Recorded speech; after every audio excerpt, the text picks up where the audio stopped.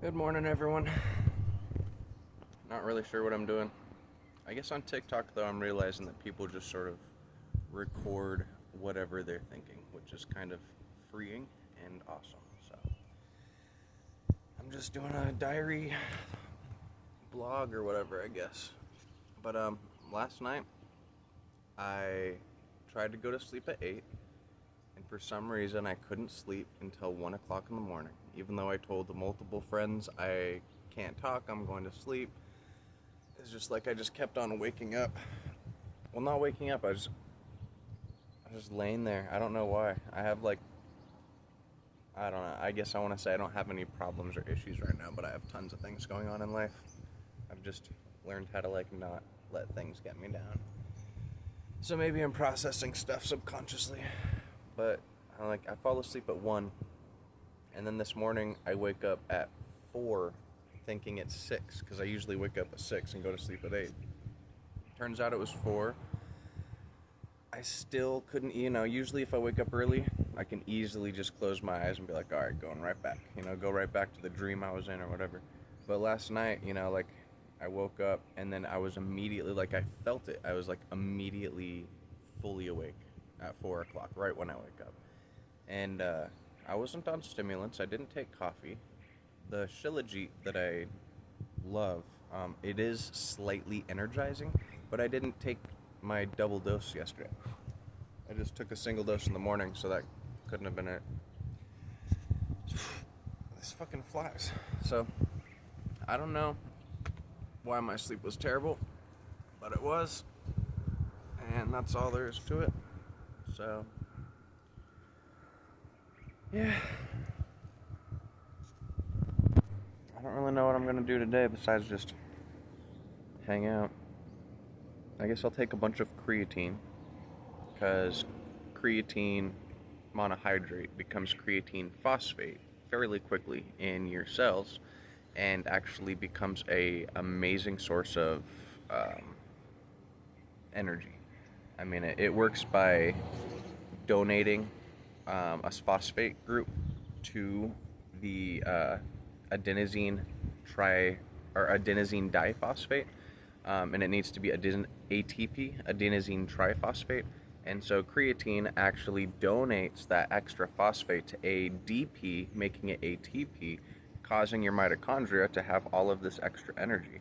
So anyone who's ever suffering from low energy, creatine is not just for bodybuilders. You see that fucking fly? Creatine is for pretty much anything. Great for people with Alzheimer's, great for people with dementia, great for anyone working night shifts, great for someone like me who got 3 hours of sleep. So I need to get some bug spray. These flies in Phoenix are they're like actual predators. Like, you'll smack one off your fucking arm and then it will fly around in a circle, land right back in the same spot on your arm, and they hide in your hair to go down and bite your neck, and then they'll fly back and hide. It's like, I'm from Washington. I'm not used to the bugs here in Phoenix. These desert bugs are super, super intense. They're tough. They don't give up. I guess you think about it, I guess these flies are literally fighting for their lives out here. If they don't get food, which they're carnivorous flies, so that's blood. I think mostly because they seem to be biting chunks out of me constantly. But maybe that you can eat trash too. Who knows? Anyway, they just suck. So, creatine for tired people. Look into it. It's really not. They say it's just for people working out. It just increases water in your muscles to make you look bigger. But no. Creatine helps supply energy.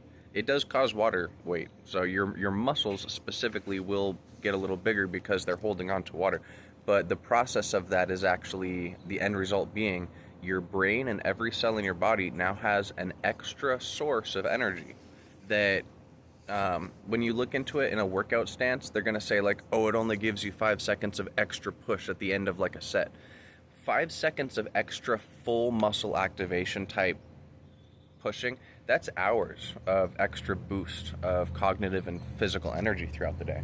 So it's if you think about that person lifting, I don't know, 200-pound bench press an extra 3 times because of creatine, the energy donation, um, you can translate that into like me walking probably 5 miles, because like, I mean, someone's probably gonna say like, "Oh, I'm wrong," but no, like I've been taking creatine on and off for years, and when I'm not working out and I take creatine, I notice long-term energy and cognitive benefits throughout the day, like all day, and like consistent healthy energy, not stimulation, but just a healthy sort of like wakefulness, and just like recovery from fatigue.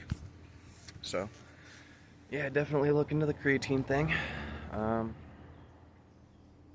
I don't know. I guess I'm just exhausted. I don't even know what this video is about. I don't know if I'm gonna post it. I'm laying out in the backyard. It's actually getting cool out here in Phoenix, so I can lay out here comfortably. I'm trying to figure out how to approach people in my community here, like businesses and stuff, for potential sales.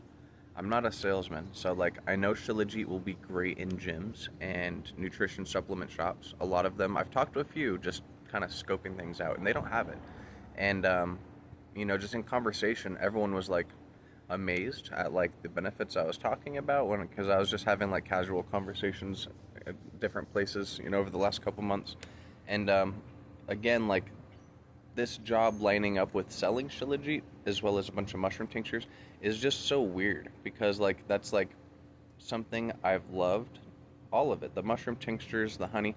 I'm gonna put my Instagram on here.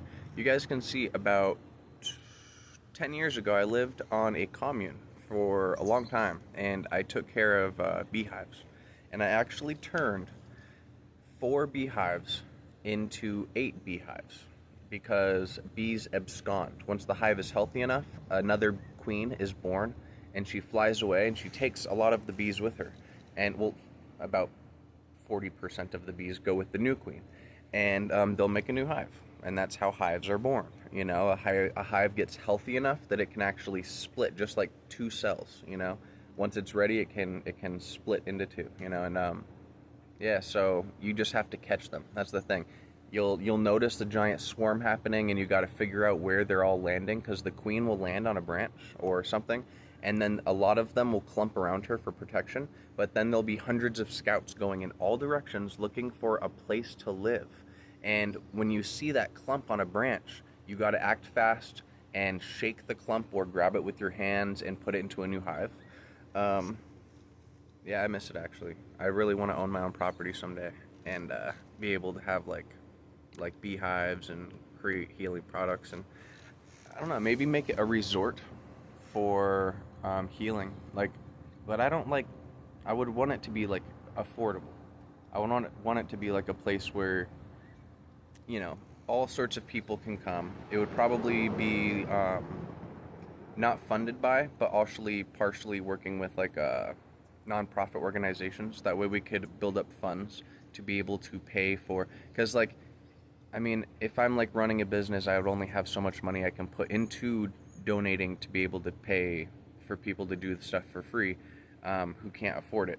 But like, I couldn't afford to just do that all the time, so I would have to like work with nonprofits to be able to pay for people, because like I just can't be buying all of the things and food to have someone on a resort type situation, healing. But I don't even know. It's just ideas. I've wanted to own a commune for 15 years. I've loved medicine and healing for 20 years. So I'm always just trying to figure out ways to make it fit into my life long term, So anyway, it looks like I have 30 seconds. I have been rambling about just complete random shit. I hope you guys are having a great day. I hope you're doing something that makes you feel happy and connected. And yeah, love all of you guys, and take care.